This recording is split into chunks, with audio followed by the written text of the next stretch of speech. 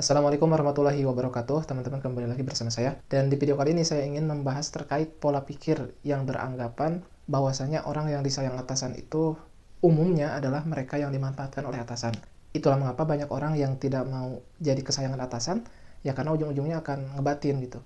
Dia akan lebih banyak dimanfaatkan, tapi apa yang dia dapat tidak akan lebih dari apa yang karyawan lain yang tidak disayangi atasan itu dapat gitu. Jadi kalau misalkan yang kerja ala kadarnya dapat pemasukan total sekitar 3 juta, ya karyawan yang disayang ini pun dapatnya cuma itu aja 3 juta gitu. Sedangkan dari intensitas pekerjaan, beban pekerjaan, karyawan yang bisa diandalkan ini lebih capek gitu. Itu pun yang terjadi pada saya ya teman-teman. Bahkan orang-orang terdekat saya seringkali ngebujuk saya, kamu jangan mau dong dimanfaatin terus gitu. Masa yang lain misalkan kerja cuma 10 jam, kamu ada 12 jam sampai 14 jam, emang kamu dapat apa gitu?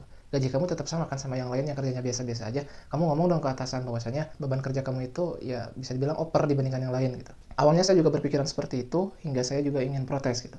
Tapi setelah beberapa kali protes, dan saya juga mendiskusikan hal ini dengan teman saya yang dia pengalamannya lebih banyak, akhirnya saya menemukan satu mindset, yang mindset itu membuat saya dengan lapang hati dapat menjalankan pekerjaan saya meskipun kerjaan saya jauh lebih banyak dari yang lain. Kalau dianalogikan adalah mindset orang fitness dan mindset seorang kuli panggul. Jadi gini teman-teman, kalau teman-teman cek, biasanya orang-orang yang mereka itu hidupnya malang di dunia kerja adalah mereka yang nggak punya pilihan untuk kerja di tempat yang lain, jadi artinya mereka punya peluangnya hanya di tempat itu saja, yang mau menerima dia hanya di tempat kerja itu saja, sehingga karena dia tahu bahwasanya dia cuma bisa kerja di tempat itu aja, dia diapa-apain pun mau.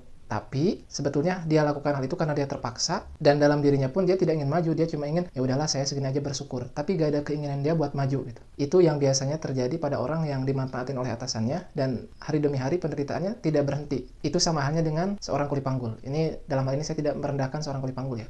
Karena biasanya kenapa orang sampai mau bekerja sebagai seorang kuli panggul, ya karena mungkin dia keterbatasan ijazah, keterbatasan kompetensi dalam penguasaan teknologi yang ada, sehingga dia cuma punya fisik yang kuat dan dia jadi seorang kuli panggul, gak ada pilihan lain. Kemudian analogi yang kedua adalah seorang yang fitness. Nah, kita tahu bahwasanya orang yang fitness ini biasanya secara ekonomi dia kalau makan tuh udah nggak susah gitu. Dia fitness tuh biasanya karena dia ya untuk menghilangkan stres pekerjaan, untuk membangun bodinya, untuk membangun tubuhnya supaya bentuknya bagus dan juga sehat. Ketika seseorang sudah memperhatikan kesehatan, artinya hal-hal yang sifatnya pokok, kecukupan makanan, tempat tinggal biasanya sudah terpenuhi. Dia termasuk ke dalam orang yang ekonominya menengah ke atas. Artinya di sini dia bukan orang susah. Kesulitan dia ketika melakukan fitness, dia membuat dirinya capek dengan fitness, itu dibuat-buat, bukan karena paksaan atau tuntutan kehidupan. Karena kalau dari segi kebutuhan dia sudah terpenuhi, tapi dia cari masalah dengan cara dia memberatkan dirinya, menyusahkan dirinya, melawan rasa malasnya dengan cara fitness. Padahal kalau dia agak fitness pun dia akan tetap punya uang, dan mungkin dalam beberapa waktu ke depan dia akan tetap sehat, meskipun kesehatannya tidak akan sebaik orang yang fitness gitu. Mindset orang yang fitness ini adalah mindset yang saya ambil ya teman-teman.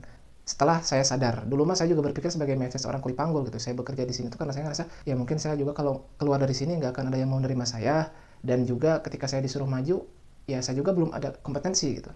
Nah sekarang mindset itu sejak beberapa bulan lalu saya rubah menjadi mindset seorang yang tukang fitness gitu. Dan setiap ada tantangan yang atasan berikan kepada saya akan ambil seberat apapun itu. Atau kalau misalkan atasan nggak memberikan saya tantangan, saya sendiri yang mencari tantangan baru di tempat kerja gitu. Ya tujuannya apa? Tujuannya supaya skill saya bertambah, dan memang mindset saya ingin maju gitu. Dengan begitu, capek saya yang selama ini mungkin bertahun-tahun saya lakukan, itu tidak akan sia-sia. Suatu hari nanti saya yakin akan berbuah baik. Entah itu saya keluar dari tempat kerja yang sekarang dan kerja lagi nanti dapat posisi yang lebih tinggi dengan salary yang lebih tinggi tentunya, atau mungkin jenjang karir saya di tempat kerja yang sekarang itu beberapa tahun ke depan akan naik.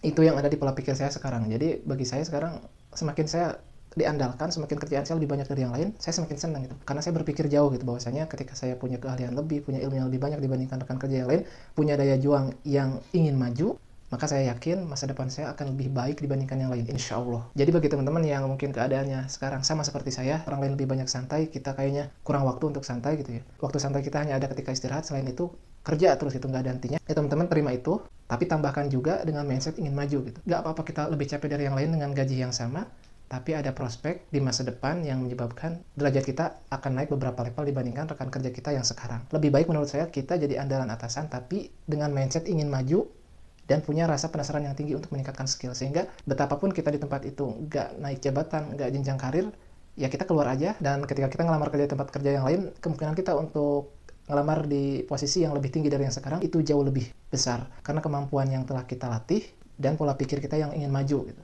Jadi kesimpulannya adalah kita jadi andalan atasan tuh nggak apa-apa. Itu baik bagi kita selama kita punya keinginan untuk maju dan belajar hal baru terus-menerus. Tapi kalau misalkan teman-teman adalah orang yang, saya mah kerja itu cuma kerja aja, nggak ingin ningkatin skill, nggak ingin kepake sama atasan, ya teman-teman lebih baik milih kerjaan yang jangan berat-berat gitu. Karena percuma teman-teman nggak akan maju gitu. Teman-teman kalau misalkan nggak punya mindset untuk maju dan belajar hal baru, ketika teman-teman dijadikan andalan oleh atasan, ya sampai kapanpun beban kerja teman-teman akan terus bertambah, teman-teman akan stres sepanjang masa gitu. Sepanjang kerja di situ pasti stres terus, tapi pendapatan gitu-gitu aja gitu. Kerjaan tinggi tapi gaji B aja. Tapi kalau teman-teman punya mindset untuk maju dan penasaran dengan hal-hal baru, mempelajari hal-hal baru, semakin teman-teman capek, itu semakin baik karena ilmu yang akan didapat akan lebih banyak, skill akan terus bertambah. Nggak apa-apa lah saya sekarang lebih capek dari yang lain karena saya melihat prospek beberapa tahun ke depan.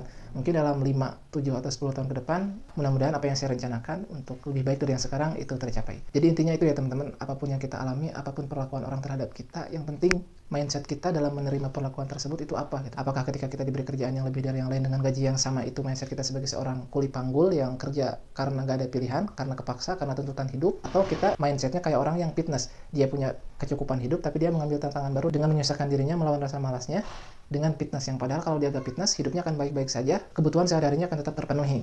Ya itu aja sih teman-teman ya untuk video kali ini, mudah-mudahan ada manfaatnya. Sampai jumpa di video berikutnya. Assalamualaikum warahmatullahi wabarakatuh.